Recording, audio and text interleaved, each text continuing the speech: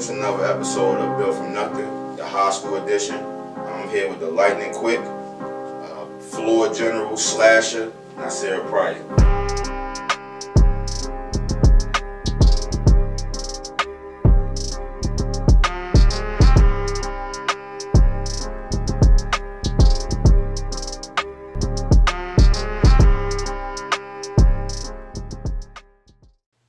Thank you for coming. Thank you for having me. This show here today is just to give you your flowers and show, your importance to the game. You're an up-and-coming player. The whole city proud of you. And I'm glad you came on this platform to, discuss your journey, the first part of it anyway. Sure.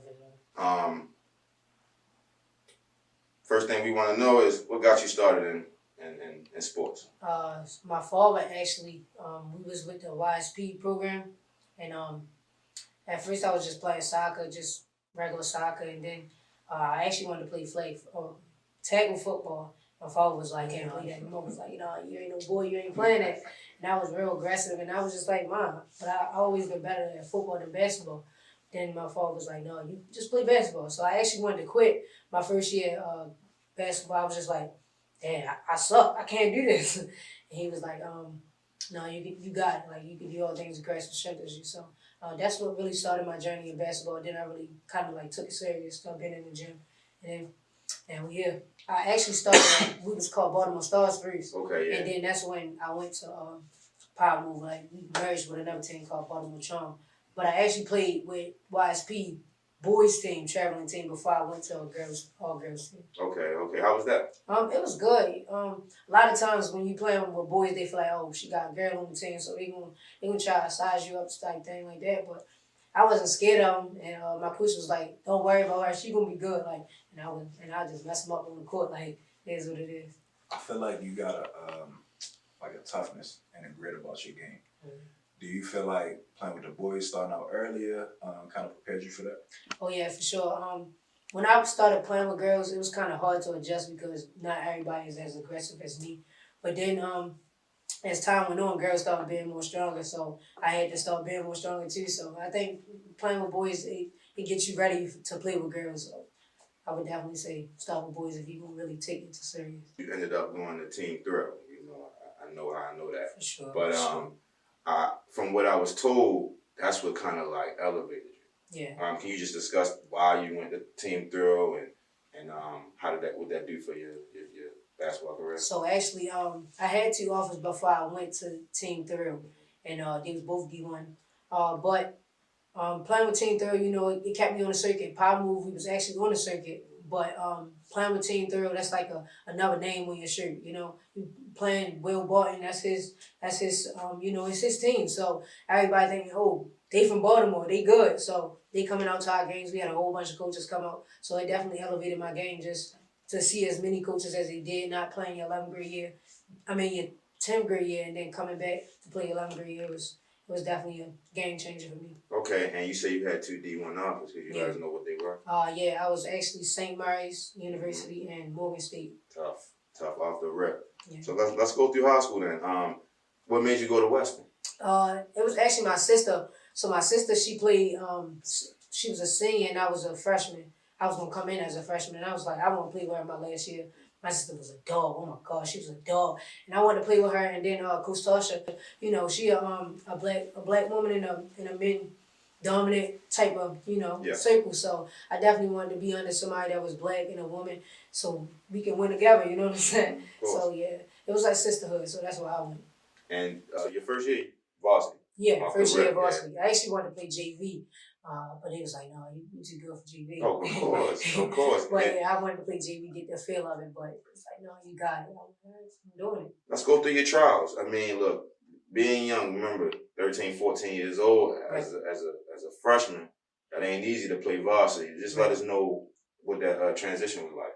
It was a hard transition for me because when you got a lot of people that already got a lot of experience, it's kind of hard to come off the bench. I didn't come off the bench when I was, playing AU and stuff like that. So coming off the bench really, I got to see the game from a better perspective. And then when I come in the game, I'm ready and prepared. But I was definitely nervous. But I just play. You just gotta play when you're a freshman. You don't got nothing to prove to nobody. You just try and get out there. When your name called, you ready, and you gotta just step out there, do what you gotta do. Did you ever feel like, oh my gosh, it's hard, or was you feeling like it was just like, oh, it's a learning experience?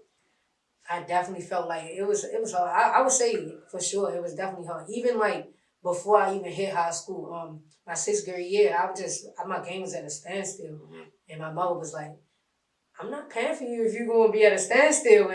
And I was like, "Dang, man, like for real." And I was like, but at that point, I was like, "Dang, maybe I should just quit." But then my AAU coach, he wound up paying for me, and then that year I was like, I got in the gym. I started taking it more serious. Start getting up early by myself, working out, stuff like that, just to get better. So I mean, as time goes on, you start learning more things about yourself, and you start building and building. So it was definitely a learning experience your freshman year, though. You definitely just got to sit back and observe things. And how did y'all finish?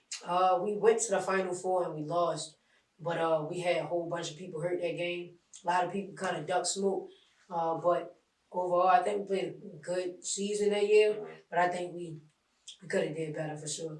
That having that taste of success and almost there, it just add more fuel to the fire, and maybe the team that y'all played, you probably felt like, oh, with the pieces right, we could beat them. So in your mind, you probably thinking like, oh, I can get back here. Oh yeah, for sure. So your sophomore year, we got there again, and we was actually on a bus. He was like, "Oh no, you're not playing." We like, "What? We not playing?" Corona hit. We think, yeah, we gonna play next week. We all good. No, we was done. That whole year we was done. We was hurt, and that's where we got these rings. These rings, they was just the Final Four rings but that hurt us. And then our 11th grade year, we didn't get to play, so that senior year really was like, yeah, we got this year. So your sophomore year, Corona start, and I know your whole mentality is like, yo, this was my year to get a ship. Oh yeah, for sure. Even with the Baltimore City championship, we only lost by 2 points, and he had 2 D1 players. We ain't had no commits that was going D1 at the time, so we just like, it is what it is. But we definitely could have beat them. It was just that Corona really messed us up. So yeah. So you're going through the Corona situation, and you say even your junior year, you missed out. Yeah. I know it's not easy for you to always prepare for something you don't even know if you're going to be into. Yeah. Like, you don't know how your junior season, you don't even know how your senior season look. Are you doing this hoping? Right. Mindset. I need to know your mindset during that process. My 11th grade year, I was already thinking like, dang, we're going to get back on this court. But we ain't going in person. We was actually online. And I was just like, oh, I know I gotta do what I gotta do on AAU. So I started working out real hard. I was lifting weights, doing all this stuff to get me ready for this D1 basketball that I'm about to play. And because I know I always wanted to go D1. And I knew I was going to play against tough competition when we played on the circuit. So that mindset was really like, you just it's about your confidence when it comes to your mindset. Like if you a lot of people dropped off when the Corona started. Yeah. A lot of people dropped off. A lot of people start doing things they ain't never do before. But you just gotta stay with it sometimes. Like staying with it really, it'll push you to want to do better. So that's my mindset going into everything. If you want to do better, you're gonna do better regardless. For sure. So it's kind of like it kind of forced you to lock in, because I know when Corona happened, everything closed, like most gyms and stuff. So I know it's hard to get in the gym to work out, get up shots and lift. You probably got to do some stuff outside. Kind of tell me a little bit about that regimen.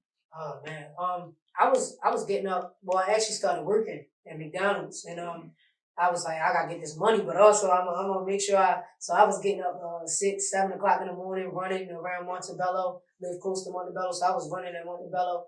Then I was asking my little brother to get my rebounds. So he was working out all day, every day, 5 days a week, 7 days, whatever it took for us to get back to where we was before Corona hit, and just get better over time. Like, it was just a lot that went into that. You just really had to stay on that same schedule the whole time to really get yourself back to where you was and get better. It's your senior year, last hurrah, your last dance, as the documentary just came out. Tell me that mindset. Because now it's like all or nothing. Oh yeah, for sure. Hold on, cause I gotta bring this out. I got this right here. This all we wanted. This all we wanted. Yes. This all we wanted. We wanted this shit right here. We wanted this shit right here. Going into the senior year, we really was just, we was like, we don't care about nothing. We don't care about the city championship. We don't care about none of that. Once it hit states, we locking in for states. Mm-hmm. So that whole year, regardless of who we had, we was gonna.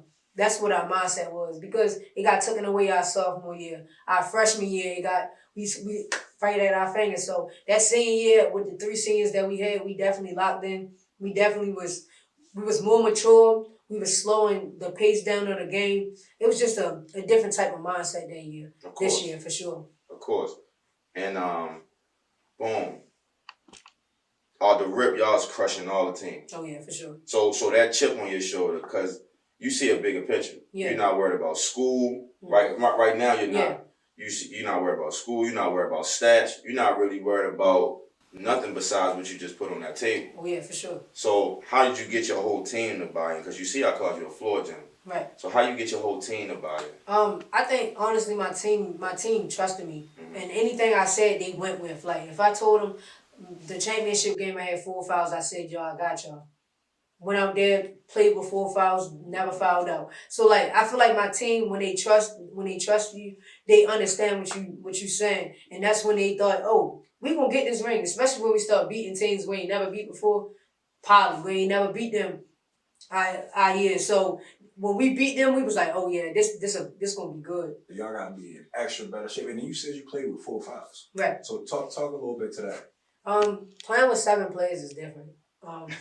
It's different. Like I'm not gonna lie. Well, going into the season, I knew I wasn't gonna get that many breaks, sure. Regardless of who was on the team. I wasn't gonna get that many breaks.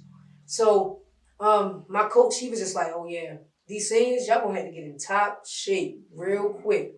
And then once we found out, we had 10 going into the season, but 3 dropped off, so we only had 7, and our practices started getting way different. We couldn't scrimmage. So we did our own thing. We couldn't scrimmage. So we started doing our own thing. We was playing one-on-ones, getting shots up. It was really just to push everybody in their own way. What you want to work on? Oh, that's what you working on for today. And then that last half of practice, all we did was run. We was getting up and down the court regardless of what floor we was on, anything. It was just preparing us for the states. The whole season was preparing us for states, regardless of who was on the team and who wasn't. And then to what you said, the four fouls. Honestly, the 4 fouls to me was just. I can't really say nothing about the 4 fouls because I didn't call them. You know, I didn't call them. I didn't call them. Like, you know what I'm saying? Some of them fouls wasn't fouls, but I didn't call them. But what I will say is, when you leading a team, you gotta kind of calm them down. Poise, right? Yeah, you gotta kind of calm them down. When they saw I got 4 fouls and my coach wasn't rattled, she wasn't rattled at all. She was just like, "This on you." But I wasn't gonna get rattled because if they see me rattled, then they gonna get rattled. Like when we played St. Francis, when I was rattled, they was rattled. So when you just stay calm and you tell them, "All right, we got this. We're gonna go out there. We're gonna play our game without fouling." We went out there and played without fouling. So the 4 fouls to me was just a learning experience and just never get 4 fouls in the first half. And just play your game. Don't let the refs get into the game, because when they start getting into the game, it's a different outcome. It's so crazy because you said the only thing that you was focused on was the states, but you end up capturing the city championship, which is another milestone to hit. Yeah. Tell me about the city championship as well, but then I want you to go to how that led up into the 40-point game that you had. Okay. All right, so the city championship, everybody was talking like, yeah, Poly let them have it the first time, but this time we got 7 people, so yeah, they ain't winning it this time.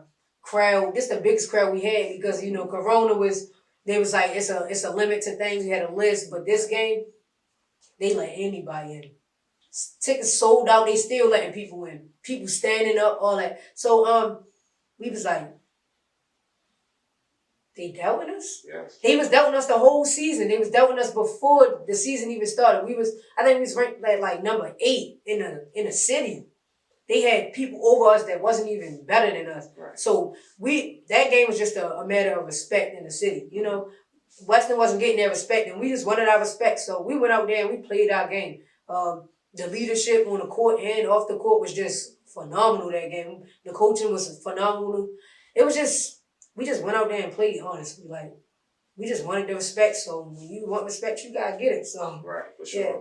yeah, that's what our earned mindset was, though, going into that game. And then let us know about that 40-point game, because that was Oh, yo. Before you go on that, I'm talking about. I'm a lot older than you. right. Like I'm a lot older than you. You was all on my timeline, all through my timeline, because I still keep up with sports. Right. You all through my timeline. Tell me about that game. Well, actually, that wasn't the first game I got 40 points this season.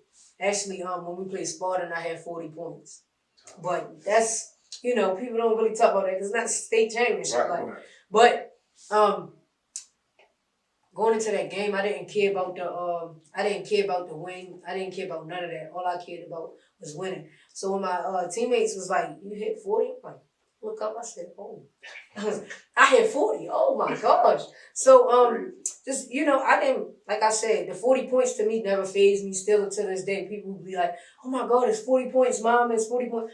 But to me, the 40 points, if God forbid, but if we would have lost, I wouldn't have cared. Sure. Nobody wouldn't have cared that I had 40 points. Nobody wouldn't have cared. So to me, the biggest thing was just winning. And my coach was like, it don't matter who scored, just win. So I just went out there and I just played my game. I took what they gave me. I took the right shots. I even took some bad shots, but that didn't cost us the game, So 40 points to me just another game. Like, going to the next game, so what? I'm here to let you know that 40 points is a lot of points. It is. 40 points. A lot of people, even dudes who good, probably can crack 40 in their life. Right. But now you're a champion. Congratulations. Thank you. I'm glad you about to graduate. But let's talk about the next journey. Okay. So where you going for school? Let them people know where you're going for school. I'm going to Sacred Heart University. Mm-hmm. It's located in Connecticut, D1 basketball, yes. NEC. So I'm ready. Like, why they out of all the schools I had? Why they? And name them real quick. All right. So I had Morgan State, Delaware State, Norfolk, St. Mary's, Sacred Heart, GW. Northeastern, yes, and some D2 schools. I forgot some D1 schools too, but I'm gonna know. Yeah, but they was the ones, right? And at first I was gonna pick a school in Boston, but they didn't have my major, so it kind of shied me away from that, And when I was going through my recruiting process, I looked at every roster. I was like, they got a lot of guards. I don't know. They got a lot of players. I don't know. Looking at the height, who recruit small guards, who recruit big guards, who can shoot, who they lead and score, stuff like that. So it started narrowing down, and I was taking my time with it. So a lot of coaches was like, "Oh, we gave that last scholarship away." They gave that last scholarship away. So actually, it went down to 4. It was Norfolk, Delaware State, Morgan State, St. Mary's, and Sacred Heart. And I was like, "All right, Mom, what we finna do?" And she was like, "This is your journey." So I went to Sacred Heart, and I was like, "Oh, this campus is beautiful." So it wasn't even about the basketball, because I love the coaches. Don't get me wrong, the coaches, they was right then and there. They was family right then and there. So that really, a lot of coaches, you get that iffy feeling, but all the players was like, "No, you gonna get what you see. Whatever you see, you gonna get." And that was just another home for me. So I was like, "Yeah, I'm committing." So I committed right on the spot. I'm like, I want to commit. So I committed right there. So it was just an education for me, though. The education for me was definitely a good. Yeah, congratulations to that. Thank you. Absolutely, congrats. That's big time too. A lot of athletes, myself included, when we go to school, we only think in sports. We pick a major that we don't even really care too much about. But it's really important to hear you say how important education is to you. Oh, yeah, for sure. And to let the other people that's watching hear this as well. Oh, yeah, for sure. And another thing is, like, when y'all start picking like colleges and stuff like that, don't believe the hype. Like, Right. Oh, for sure. don't believe the hype. Don't believe what the coach tell you, because the coach can leave today tomorrow. That's why you see a lot of people decommitting. So, and the decommitting crazy right now, and the transfer portal. So, Right. don't believe the hype. Just go somewhere where you feel like you're gonna play, or that you know you're gonna play at, and it don't matter what D1, D2, D3. Just go somewhere where it feel like home. And if it don't feel like home, pick another school. Like, I'm glad you said that, because a lot, like he said, like a lot of athletes don't even think like that. yeah.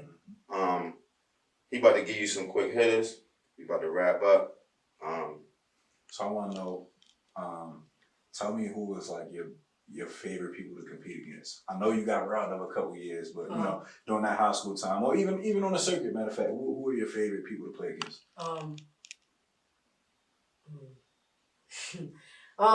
Honestly, I like playing against, people that's ranked. When when you as far as the circuit, I definitely like playing people that's like ranked, because I want to see what you rank for. Like, I want to know. The hype about. Yeah, I want to know like what's the hype about, And a lot of teams, a lot of people are not worth the hype, and not worth the hype. I promise you, they not.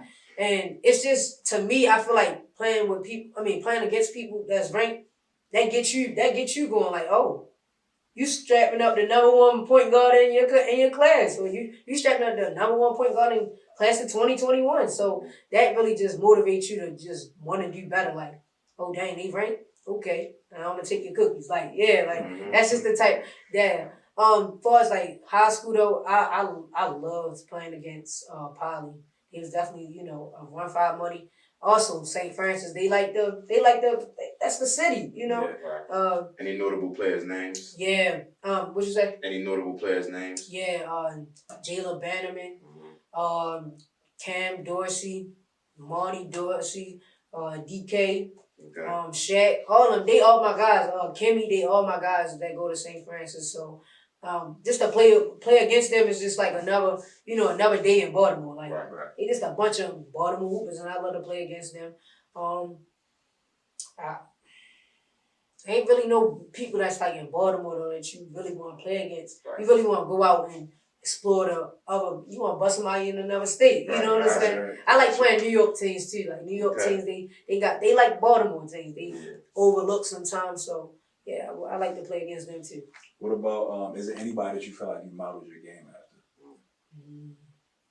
after? Going into quarantine, I started watching Courtney Williams. She played with Connecticut, I believe, at that time, and I was like, dang, she gets so high off the floor. She gets so high off the floor, but she's so small. And then she actually took them to the finals. Mm-hmm. She took them to the finals. They wound up losing though, but I was like, dang, she quick. I like the way her game, so I started playing like her. Hit the right shots. I loved her game, but Courtney Williams was the one I was like, oh yeah, I gotta start playing like her. And Pointer from LSU, yeah, I liked her this year, so I just started, watching their games, seeing what they do, see how they move on the court, and I started playing. Not playing like them, but just taking what you like, emulating, like adding into what you got already. Yeah. But yeah, that's who I started liking. I want one from the men's side and I want one from the women's side. High school athletes that you would like to see us bring on the show. It's a lot of people, that's in for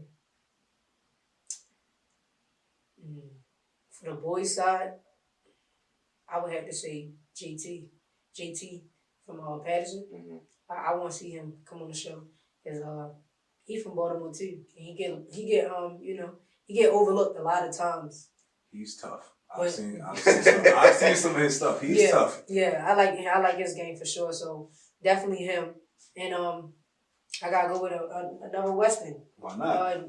Gabby Johnson. Why not? Come get your rep for sure. Yeah. So I mean, you gotta make that one happen. For sure. Reach out to Shorty. For sure. Make that one happen. I got you. Okay. That's another episode from Bill from Nothing.